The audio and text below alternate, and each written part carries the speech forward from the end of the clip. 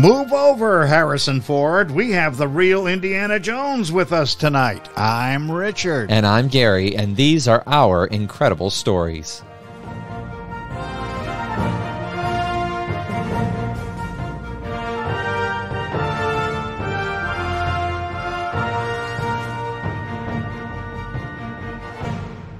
Hello and welcome back to all of our listeners from around the world and across the United States. We're so happy to have you back with us again for some more incredible stories. If you are listening for the first time, welcome to the show. Go ahead, sit back, kick your feet up, get yourself a drink. They're right there in the refrigerator, and join us for some incredible stories. If you like what you hear, go ahead and hit that like and subscribe button and join us each and every Friday. And as a gift to you, we're going to treat you to free episodes of our show. Nope, you don't have to worry about it. Go ahead, put away your wallet. It's completely and utterly free.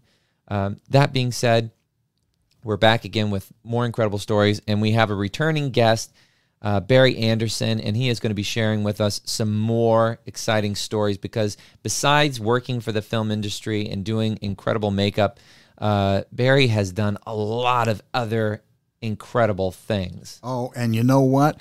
He's connected with the Robert Ripley's Believe It or Not Museum, and Robert Ripley is one of my nostalgic favorite characters. I remember seeing the cartoons in the Sunday newspaper, Ripley's Believe It or Not. Well, you actually have a piece from the Ripley collection. I do. That envelope. I do. And I've got that giant fella's, probably the last autograph he signed, you know, the tallest man in the world. Was that Robert Wadlow? Robert Ludlow, was he? And I've got his autograph, which was the last one he signed before he passed away. So with that, let's go ahead and start off with the Ripley expert, Barry Mr. Anderson. Barry Anderson. Hello there. Good to be here, guys. Yes, welcome back.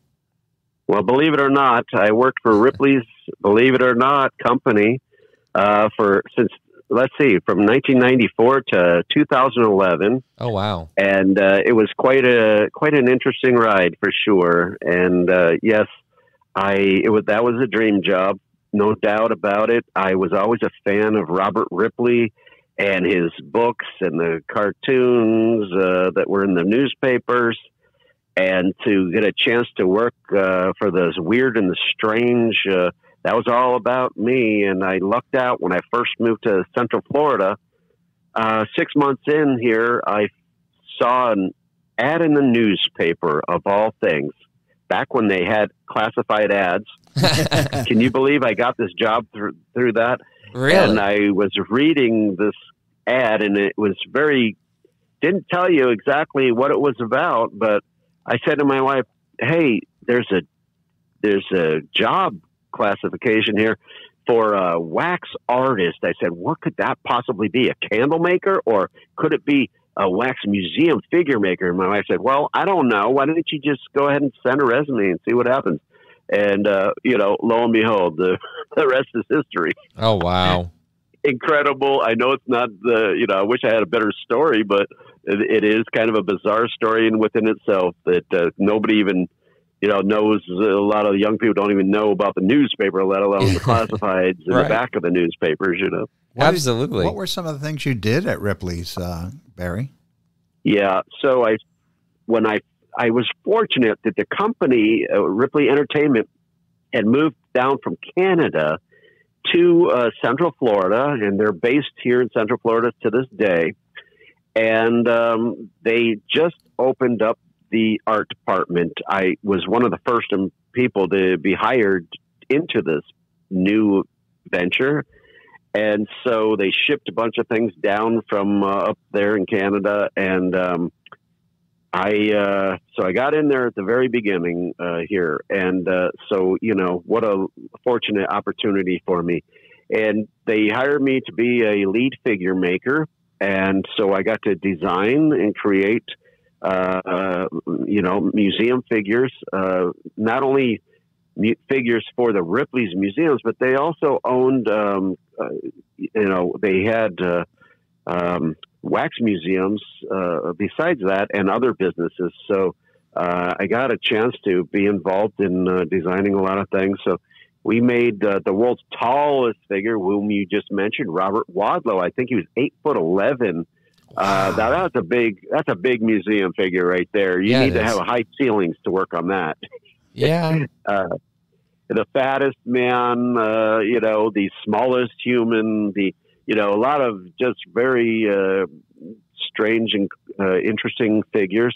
And they were sent all over the world because Ripley's has museums. A lot of times when I told people I work for Ripley's, they thought I just worked for one little museum somewhere. But the headquarters was in Central Florida, and we, shipped things out all around the world to Ripley museums that were scattered in, I think, at least 11 different countries or more. Oh, wow. And some countries had numerous museums. So the United States, we had numerous museums around. So these were, quite interesting projects. And of course, I just had a wonderful passion for everything strange and unusual. So it was a perfect job for me. So, yeah, got to make some of the strangest museum figures ever made.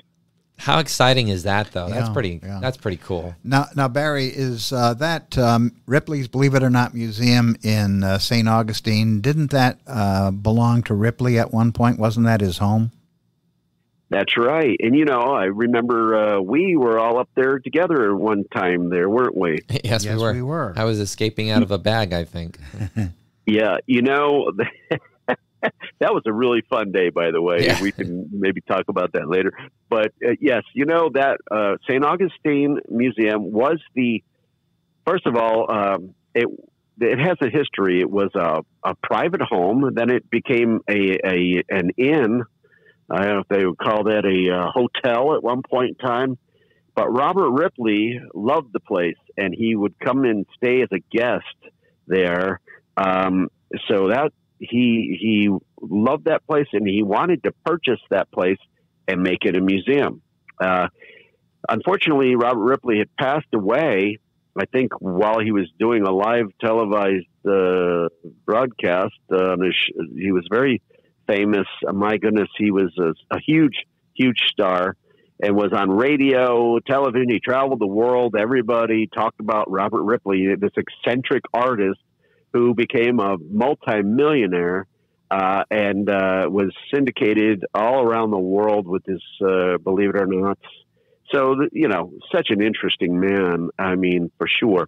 But I think after his passing, they purchased that property and made it the first permanent Believe It or Not museum, I believe. So, of course, my friend Edward Myers, the gentleman that I worked with for many years, he's the guy who bought all the strange artifacts after Robert Ripley. He worked for the company for well over 30 years.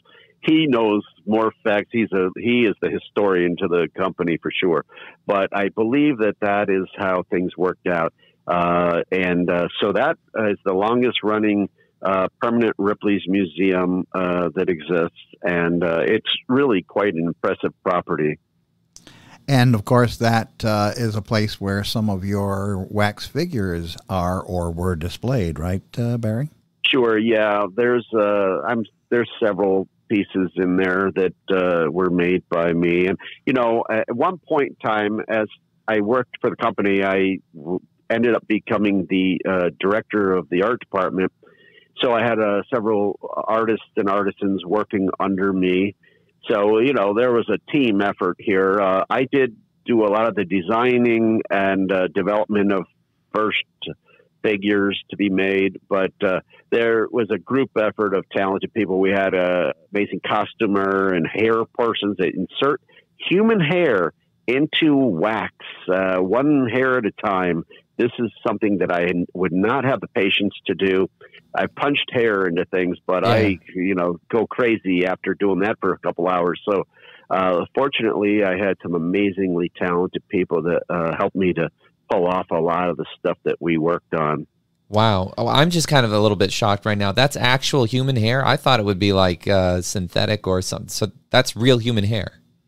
Well, sometimes we would make figures out of, now wax was the traditional material that was used. And, of course, that goes back to the ancient Egyptians and the Greeks. They were using wax to create the art forms and figures and things out of wax going way back. So there's quite a history to that. But, there were times when people go, why do you guys use wax? Well, you can't call something a wax museum unless you're using the wax. Of course, I think that makes sense. I think Madame Tussauds may have taken the word wax out of the title of their museums now, because other materials are started to come out, like silicones, which have a translucent quality. But wax, was used for, they were medical, teaching medical students. They would make diseases and anatomical studies out of wax. Going back into the 1600s, 1700s, there are some really incredible examples of that out there. So this is different diseases being displayed in museums and so forth. So wax has an amazing history, and it did have that translucent quality. And Ripley's, we did a lot of the traditional methods. So that would require punching this hairs. And yes, real human hair would be used oftentimes. There were times we could get away with using synthetics or, using wigs, depending on what it was. But yes, you could purchase hair. So there are people who grow their hair and sell their hair. I joked said it's grown on a hair farm. Yeah. People, and they look at me in horror, and I'm like, I'm joking. Right. But now my son can grow hair like no person. He donated his hair at one time as a little boy to have a wig made for cancer patients. So there are market out there for hair, so you can purchase real human hair. And it's not cheap, sometimes, depending on the length and the color, it can get quite expensive, but it has the quality that allows the hair to be styled and cut, and, it really lends itself to realism. So in that case, because it is real. So it really was the material we wanted to use for sure.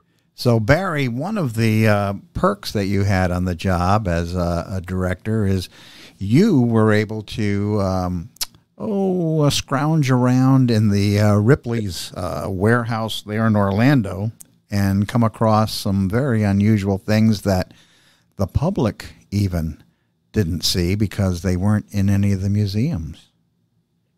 Yes, so that was no doubt one of the big highlights of working for that company was that the art department was attached to the warehouse, and through a big roll-up door, we got access to seeing so many incredible artifacts, antiquities, bizarre artworks, you name it. There were so many fascinating items in that warehouse.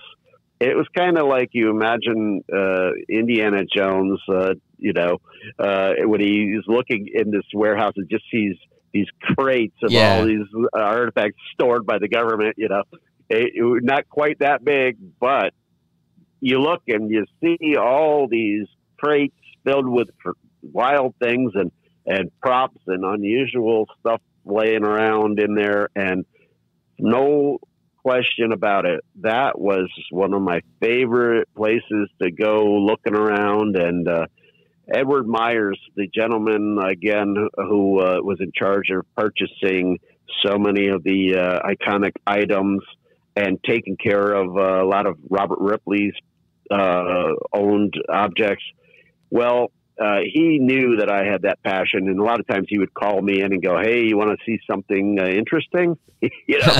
So I held in my hands Tibetan skull bowls, which were, Buddhist monks would give their skeletons after their deaths to the other monks to carve elaborate decorations into the bones, and they would make flutes out of the femurs and use the skull to do ritual drink ritual drinks out of them for ceremonies and so forth. Wow. I don't know, but to have something like that you could look at and actually put in your hands and study was quite fascinating to me. Okay, there were things that were lighthearted objects in there, giant robots and horses made out of car bumpers and all kinds of huge artworks made out of bubblegum balls. But the stuff that really interested me were the tribal artifacts, the antiquities, the things that came from various cultures, and they were all shoved in this one space. So you've got headhunters, Dayak headhunters, from Indonesia. You have these trophy heads, shrunken heads, which are quite gruesome and bizarre to think that this somewhere that the Javaro Indians down in Ecuador by the Amazon basin would hunt down their enemies and take their heads as a trophy, and they would spend weeks in a ceremonial process of shrinking the heads down, and they would keep that. And I've studied this subject more than the average person, obviously. Yeah. But, I remember ordering a rubber shrunken head out of the back of a comic book when I was a kid. And, hanging that from my bicycle steering wheel or handlebars, Right. Hey, that weird Anderson kid, it stayed. My dad asked me at one time, "You ever going to outgrow that weird stuff?" No, I don't think so. Why? Yeah. But, yes, the warehouse was a fascinating place to look around. So many historic items, weapons, you name it. My goodness, it goes on, just thousands of objects. Vampire killing kits from the 1800s. Oh, yeah. My goodness. Those are so cool. Oh, gosh. If I could own something like that. I think one just sold at auction for $16,000 maybe just this past week. So it's out of my price range, that's for sure. A little bit, but what an interesting thing to have, right? And and then, I've seen, of course... You also came across some really pretty gruesome medieval torture devices, didn't you, Barry? There are certain things that make you go wonder about humanity, and it's when you see stuff like that, it shocks you, of course, and that's part of the whole thing. Ripley's does and always did do stuff to shock, and people want to be shocked, and there's that. I guess you would call it morbid curiosity, to look at things that are so strange. But yes, I mean, I would walk by and there's an Iron Maiden from Nuremberg right there. And I have to tell you, every time I walk past it, the hairs stood up on the back of my neck. I believe it. I would get a shiver. From that. And, you're looking at this thing and you're like, somebody designed this and made this. And, a lot of this was persecuting people, it's just, of course, the castles in Nuremberg, they got the torture dungeon down there. Some stuff was from the Spanish Inquisition. Oh, wow. And so there were many artifacts like that, fascinating, and yet at the same time, just absolutely terrifying to realize that there were people who made these and used these implements on other human beings. And so I will tell you that there were, if I wondered what went on in this building at night when the lights were all out, there was, you got voodoo hate god totems and Native American masks, and you have all these various religious items and war items, swords and axes and so forth. You just can't help but feel, I don't call me sensitive. I would guess to say that, there were things in there that I definitely felt had an energy attached to them, but that's my opinion. Somebody would say, well, that's nonsense, but it is what it is. I was fascinated again, like the moth to the flame with some of that stuff, but you can't help with that morbid curiosity. Oh yeah, morbid curiosity. Those are the key words. And speaking of morbid curiosity, didn't you run into a clairvoyant at one time that had a morbid curiosity in what type of job you did? Yes, I went to a psychic at one time, and my grandmother was a very talented, real psychic person, and so I knew that people do exist. I had no question that have these abilities, but there's a lot of charlatans out there. So I went to a psychic woman, and I think it was kind of almost a lark, really. Like, well, let me just go and see what this person has to say. But I decided when I went there that I was not going to tell them anything about myself. I was going to make them tell me something instead of me feeding them information like a lot of these people do. So, because they'll get you to tell them everything and charge you, $50 or whatever. Oh, yeah. So when I went there, I thought, okay, I'm going to just shut my mouth. And she looked at me and went, do you work in the antique industry? And I went, nope. And she's like, She kept looking at me with an interesting look. She says, that's interesting because I see you handling really unusual antiquities. And then she just said, and I went, okay, yeah. And she says, I don't know why or how you're getting your hands on all this stuff, but I see a lot of this stuff holds a very strong energy, and you are sensitive to this stuff and should really be careful about the stuff that you're touching. Ooh. And she says, I have to ask you once again, what is it that you're doing, and why are you touching all this really powerful stuff? And then I said, okay, it's at my job. I work for Ripley's, believe it or not, and there's a warehouse full of unusual artifacts. And she says, you really need to watch what you're touching. You really should refrain from touching this stuff.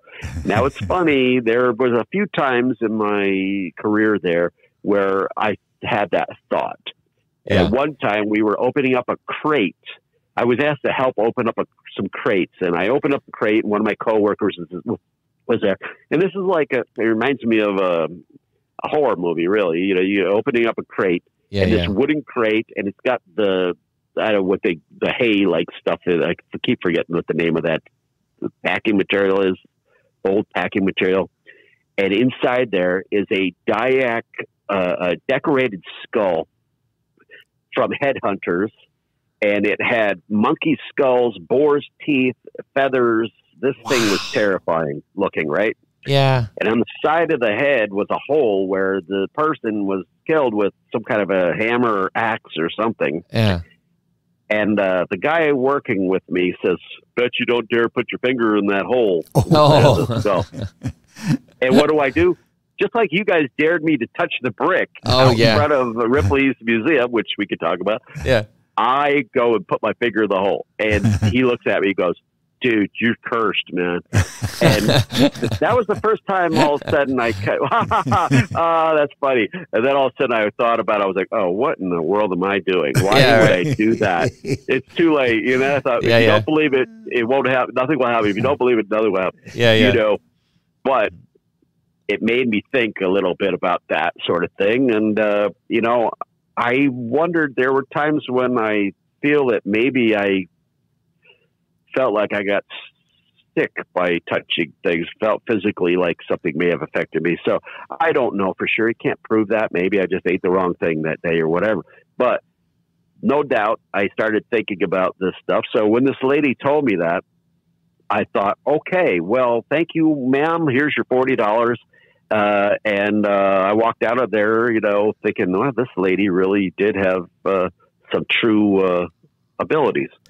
Wow. And so I thought, from now on, I'm going to be careful about touching this stuff. I'll put rubber gloves on or stay away from things. About a week later, somebody says, hey, can you help us unload a truck? Okay, stop everything, what I'm doing, start unloading some stuff out of a truck. And here's this old car. It looked like late 40s, early 1950s. It's a huge, monster of a car. Right. And they're like, can you get inside this car and help steer the thing in the building while we push? Okay, sure. So I get in the car and they're pushing. I roll the window down. And I'm like, so what's the deal with the car? And they said, oh, this car belonged to Lee Harvey Oswald. Oh. And this is the car he drove to the book storage facility where he assassinated Kennedy. And I thought, oh my gosh, I'm not just touching an object. I am enveloped inside an object, so, yeah, just an interesting situation, no doubt. Of course. So, Barry, after that little episode with the psychic, you put shrunken heads in your past, and you didn't drive out of Ripley's in the Lee Harvey Oswald automobile, although you came close. And then your career took a different turn when you left Ripley's, or maybe you were still working with Ripley's, I don't know, but you have some interesting TV experiences with PBS and the Learning Channel and National Geographic. And here is where your story takes a drastic turn into the incredible, because you almost became a real-life Indiana Jones searching for Peruvian mummies. Well, to compare me to Indiana Jones, my goodness, I will tell you, though, it was an arduous trip. But first, let me tell you how some of this stuff started to happen. Through the years, while I was doing makeup effects work in mostly B movies, I got a chance to work with the Miami-Dade coroner's office when they hired me to recreate crime scenes for training police officers to how to photograph crime scenes. And I really found that to be quite fascinating to see what everybody did and how they did that. And through the years, I got involved with working with police agencies and emergency, preparedness type stuff. So these were all things that were very interesting to me. And I did, when I was working at Ripley Entertainment, one day we had some special guests come in, and these gentlemen were there to see a mummy that was in the warehouse. Now, when I realized who they were, I was quite surprised and extremely thrilled to find out that a show that I had been watching on television on National Geographic Channel called The Mummy Roadshow, the stars of the show, Gerald Conglahue and Ronald Beckett, who are professors from Quinnipiac University, they were in the building and came to film one of the episodes of the show there at Ripley Entertainment. And I was so excited. I was just told them, "Oh, I am a huge fan of yours," and they like that. They're like, "Wow, thanks." And I said, "I have a shop full of tools and stuff. If you need anything, let me know, and I will be here to be your assistant in any way possible." So next thing, gotta have any duct tape? Absolutely. Here's some duct tape. You got a drill? Yep. And, of course, this was fascinating. And these gentlemen do something where they went around the world on this TV show studying mummies from around the world. And they did something called paleoimaging, where they would study these mummies without damaging them, by X-raying the mummies and using endoscopy. So Jerry was an X-ray expert, and he carried a portable X-ray machine around. And Ron had the endoscopy, and they would study. These guys are brilliant, by the way, and I consider them great friends, wonderful guys. And so here they are examining this incredible mummy. There was actually a couple mummies, and we had mummified Egyptian animals as well in the warehouse. I mean, you name it. There was some interesting stuff there, of course. So here they were studying this mummy, and I got to be there and watch the whole thing. Well, that was on a Friday, and came to find out that they needed to come back in on the weekend, and I offered to come in and help them and be there for them. So I got a chance to really spend more time with them and get to know them a little better. And likewise, coincidentally, I was making fake mummies on my own for whatever unknown reason. And my wife said, "Why would you want to make something that horrible?" I said, "Because I like stuff like this."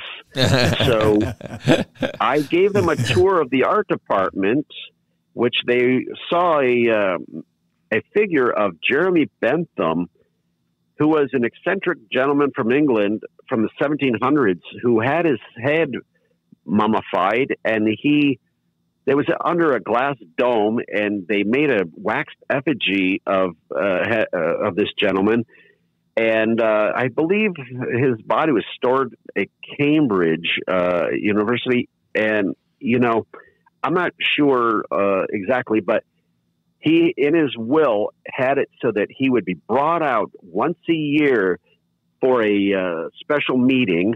And so, interestingly, Jerry and Ron had just been over in England seeing the real Jeremy Bentham figure, and then they saw my replica of it, and they were really impressed with that. And I asked them, "Do you mind looking at some other mummy things that I make?" And I showed them, and they were like, "Wow, this is great stuff.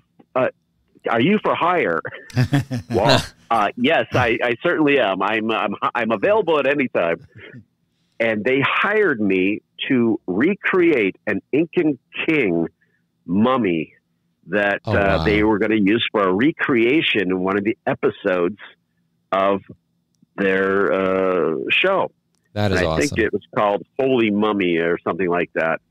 But so interestingly, I was, of course, over the top thrilled with this opportunity. Yeah. And of course, out in my little garage again, I'm out there toiling away, making this mummy after studying photographs of the Incan mummies.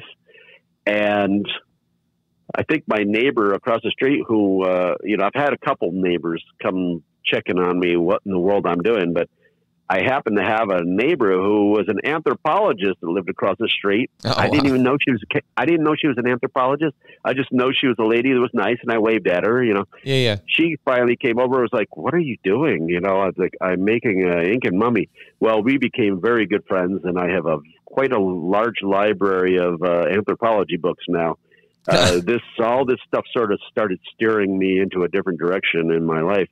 But I made the replica. They were thrilled with it, and they shipped this mummy all the way to Peru to film this reenactment scene. Now, the funny part is, in Peru, there's thousands of mummies, hundreds of mummies, I don't know, all through the country of Peru. But here's this fake mummy that I made, gets shipped to this incredible far place, reaching place, and right now that fake mummy is sitting in a museum in Lima, Peru, with over 230 real mummies. The last I saw it was still there because nobody really wanted to go through the trouble of bringing it, trying to ship it all back. Oh, wow. To the States. And it was there. And I think they said this is a fake mummy from a reenactment from National Geographic or something. So it's funny that my fake mummy ended up all the way, that was made in my little tiny garage here. I ended up taking such a trip. But that's awesome. After that, what happened, Jerry asked me if I would like to join him and travel to Lima, Peru to study real Chachapoyan mummies with a group of scientists. Wow. Now, yeah, exactly.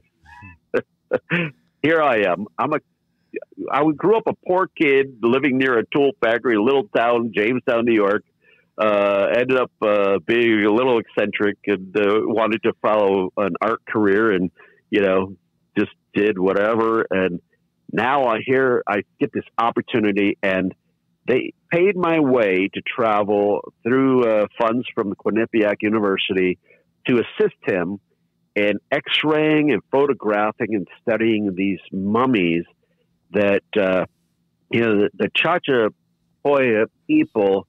I think they were at the height of, this is talking about, my goodness, going back quite a ways in history, but they weren't ancient like you would think of the Egyptian mummies, but the Chachapoyan people were known. They were called the warriors of the clouds, and the Inca gave them that title because the Inca tried to take them over, and they fought the Inca really hard back in the 1400s before the Spanish arrived. So, this is before the Spaniards came. The Chachapoya put up a fierce fight with these gentlemen. With the Spaniards, I should say, and eventually they lost, unfortunately. But by the 1530s, the Spanish came, and then the Inca Empire ended up falling. So, there's some interesting history there.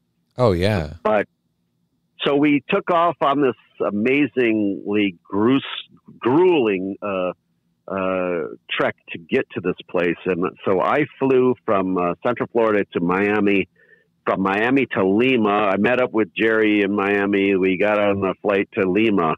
From Lima, we got into another little flight and shuttled up to